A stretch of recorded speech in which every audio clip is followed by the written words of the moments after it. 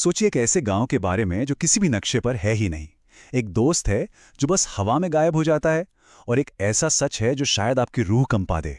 चलिए, घर बांधर के इस डरावने रहस्य की तह तक चलते हैं।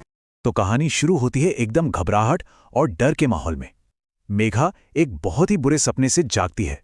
उसका दिल जोर जोर से धड़क रहा है और उसे एहसास होता है कि उसका सबसे बुरा सपना वो तो सच हो गया है। उसका दोस्त राहुल गायब है। उसकी अकेली बेचैन आवाज हवा में गूंजती है। अब राहुल को ढूंढने की इस बेचैनी में मेघा और उसकी दोस्त अवनी एक ऐसी जगह पहुंच जाती हैं जो जैसे वक्त में कहीं खो गई हो। एक ऐसा गांव जिसका नक्शे पर कोई नामो निशान नहीं।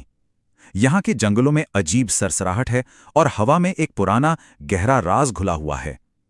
उन्हें जल्द ही यह समझ आ जाता है कि यहां के नियम हमारी दुनिया से बिल्कुल अलग हैं और कहीं ज्यादा खौफनाक भी। तो बस यहीं से हमारी ये पड़ताल शुरू होती है, और राहुल को ढूंढने का ये पहला कदम ही उन्हें एक ऐसे सच की तरफ ले जाता है जिसके बारे में उन्होंने कभी सोचा तक नहीं था। वहां उनकी मुलाकात होती है झुमली नाम की एक औरत से। अब जब वो उससे एक लड़के के बारे में पूछती है ना, तो जो जवाब मिलता है वो सच में रोंगटे खड़े कर देने वाला है। वो बस उन्हें खाली नजरों से घूरती रहती है। उसे पता ही नहीं कि लड़का होता क्या है। ये पहला बहुत ही अजीब इशारा था कि वो एक ऐसी जगह पर हैं जहां इंसानियत के सबसे बुनियादी नियम भी शायद लागू नहीं होते। तो जरा इस फर्क को देखिए। हमारी दुनिया में पुरुष, दाढ़ी, ये सब कितने आम शब्द हैं, लेकिन उनकी दुनिया में ये किसी दूसरी भाषा के शब्द लगते हैं। ऐसा लगता है जैसे ये एक ऐसी दुनिया है जो बाहर की दुनिया से इतनी ज्यादा कटी हुई है कि उसने अपनी ही एक अलग सच्चाई बना ली है। अब राहुल के साथ आखिर हुआ क्या, ये समझने के लिए हमें इस अजीबोगरीब समाज की परतें खोलनी होंगी। हमें इनकी दुनिया में, रौद्रियों की दुनिया में उतरना ही होगा। और जैसे जैसे मेघा और अवनी को गरबांदर के बारे में पता चलता है, एक बहुत ही डरावनी तस्वीर सामने आने लगती है। ये जो नियम है ना, ये सिर्फ रीति रिवाज नहीं है, ये एक बहुत पुरानी खौफनाक व्यवस्था की नींव है। हर नियम अपने आप में एक पहेली है, और हर जवाब अपने साथ कई और सवाल लेकर आता है। देखिए, इस गांव को सिर्फ पत्थर की दीवारें बाहर की दुनिया से अलग नहीं करती, बल्कि एक बहुत गहरा डर है जो इन्हें बांधे हुए है। और ये डर आता है इनकी पवित्र किताब गर्भ ग्रंथ से, और उन कहानियों से जिनमें जंगल में छिपे राक्षसों का जिक्र है। या शायद यही वो कहानी है जिस पर उन्हें यकीन करने को कहा गया है।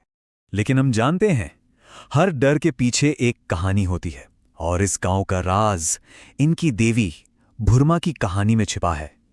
सारे जवाब वही हैं। और ये कोई मामूली कहानी नहीं है। ये कहानी है तकलीफ से ताकत तक के सफर की, एक विक्टिम से एक बदला लेने वाली क्रिएटर बनने की। भुरमा की कहानी सिर्फ एक किस्सा नहीं है, ये इस गांव की बुनियाद है। वही चीज है जो इस अजीब से समाज को जोड़े रखती है। तो भुरमा की ताकत का राज क्या है? वो है गर्भश्राप। सोचिए, एक ऐसा खतरनाक जादू जिसने न सिर्फ राक्षसों की पूरी सल्तनत को जलाकर राख कर दिया, बल्कि उनकी आत्माओं को हमेशा के लिए एक चक्र में कैद कर लिया। एक ही झटके में तबाही भी और एक नई दुनिया की शुरुआत भी। लेकिन कहानी में एक और खतरनाक मोड़ आता है। पता चलता है कि जिस देवी को ये लोग पूजते हैं, उसका एक और नाम है, एक बहुत पुराना, बहुत ज्यादा खौफनाक नाम। एक ऐसी पहचान जिसे सदियों से सबसे छुपा कर रखा गया था।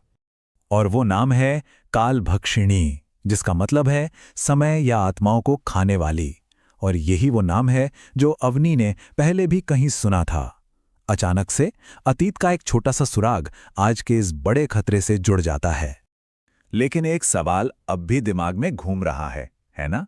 एक ऐसा सवाल जिसका कोई लॉजिक नहीं बनता कि भाई बिना मर्दों के कोई गांव जिंदा कैसे रह सकता है?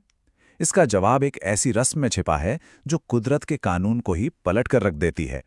इस रस्म का नाम है गर्भांतरी रिवाज। एक ऐसा पवित्र रिवाज जो गर्भांतर की औरतों को जीवन पैदा करने की ताकत देता है।